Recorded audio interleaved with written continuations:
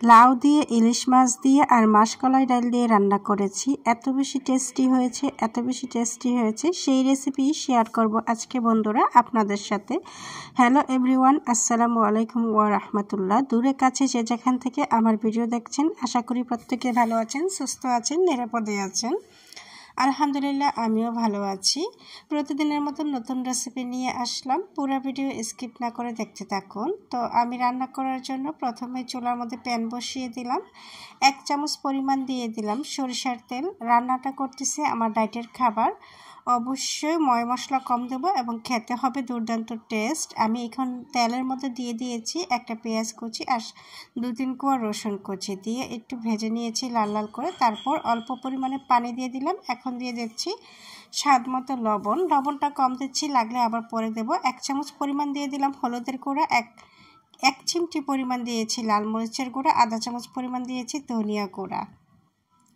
লাল মরিচ কম দিয়েছি, তার কারণ হচ্ছে আমি কাঁচামরিচ দেবো সাথে, তাই। এখন এই পানির মধ্যে আর মশলার মধ্যে আমি ইলিশ মাছগুলো দিয়ে দিচ্ছি। ইলিশ মাছগুলো দিয়ে ভালোভাবে কষিয়ে নেব। আমি রান্নাটা করেছিলাম খুবই সাদামাটা, ভেবেছিলাম এত বেশি টেস্টি হবে না, আর আমি যেহেতু ডায়েটের জন্য খাবো এত মজারও প্রয়োজন নাই, কিন্তু এত বেশি মজা হয়েছে। ভাত দিয়েও খাইতে অনেক বেশি টেস্টি। আমি আমার মেয়েকে যখন খাওয়াচ্ছিলাম তখন আমি ভাত দিয়েও টেস্ট করে দেখলাম, অনেক বেশি মজা এবং হেলদি হয়েছে। যাই হোক বন্ধুরা, মশলাটা খুবই ভালো করে কষিয়ে নিয়েছি। এইভাবেও কিন্তু মাছটা খাওয়া যাবে। মশলার সাথে যেভাবে আমি মাছটাকে কষিয়ে রান্না করে নিয়েছি, এইভাবে খেতে কিন্তু দারুণ টেস্টি লাগে। তো ইলিশ মাছ কেন জানি আমার কাছে ভাজলে বেশি একটা ভালো লাগে না, না ভেজে এরকম কষায় রান্না করলেই ভালো লাগে। তো মাছটাকে উঠিয়ে নিয়েছি, তারপর মশলার মধ্যে আমি লাউগুলা দিয়ে দিলাম, এবার লাউগুলাকে ভালোভাবে কষিয়ে নেব। তো ইলিশ মাছ মূলত ভাজা যেটা, শুধু ভাজা যেটা আমার ভাজা খেতেই ভালো লাগে, আর যখন ভুনা করা হয় আমার কাছে মনে হয় কি এভাবে রান্না করলে খুবই ভালো লাগে। আমি যেভাবে তরকারির জন্য কষিয়ে নিয়েছি, এখন লাউটাকে নেড়ে চেড়ে ভালোভাবে কষিয়ে নিচ্ছি। আর আপনারা যারা যারা আমার ভিডিওটা ফেসবুক পেজ থেকে দেখছেন, অনুরোধ করছি ফলো দিয়ে সাথে থাকার জন্য। অবশ্যই আমার ভিডিওটা যারা দেখছেন, দেখার পর সুন্দর একটা মন্তব্য করে যাবেন, কমেন্ট করে যাবেন। কমেন্ট না করলে কিন্তু আমি আপনার বাড়ি থেকে ঘুরে আসতে পারবো না। আর যারা যারা আমার ভিডিওটা ইউটিউব থেকে দেখছেন, অনুরোধ রইল চ্যানেলটাকে সাবস্ক্রাইব করে দেওয়ার জন্য। তো যাই হোক বন্ধুরা, আমি আগে থেকে মাসকলাইয়ের ডালটাকে আধা ভাঙ্গা করে ভিজিয়ে রেখেছিলাম। তারপর লাউটা কষানো হইলে আমি দিয়ে দিয়েছি ভিজানো সেই মাসকলার ডালটা দিয়ে, তারপর পরিমাণ মতো একটু পানি দিয়ে দিয়েছি, যতটুকু পানি দেওয়া দরকার দিয়ে এখন নেড়ে ছেড়ে কুক করে নেব।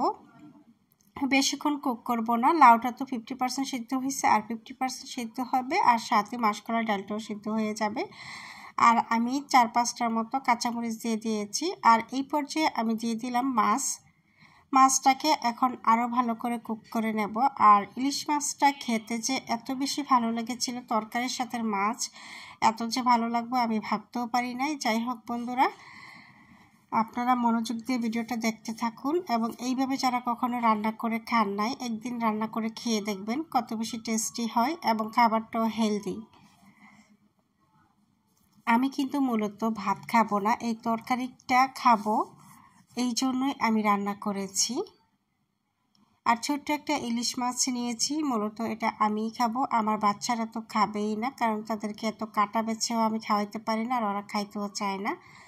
তো 10 থেকে 15 মিনিট রান্নাটা করে তারপর দেখলাম সিদ্ধ হয়ে গিয়েছে, লবণ টবণ ঠিকঠাক আছে। তারপরে আমি ধনিয়া পাতা দিয়ে দিলাম।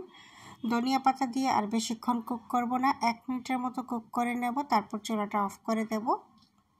এই হলো রান্নার পর মাসকলাইয়ের ডাল আর লাউ, আর সাথে হচ্ছে ছোট ইলিশ মাছ রান্না করার পর এই হচ্ছে ফাইনাল লুক। আর আমি খাবারের জন্য পরিবেশন করে নিচ্ছি। দেখুন বন্ধুরা, কত সুন্দর একটা কালার এসেছে। যারা সত্যি হেলদি খাবার খেতে অনেক পছন্দ করেন তাদের কাছে এই কালারটা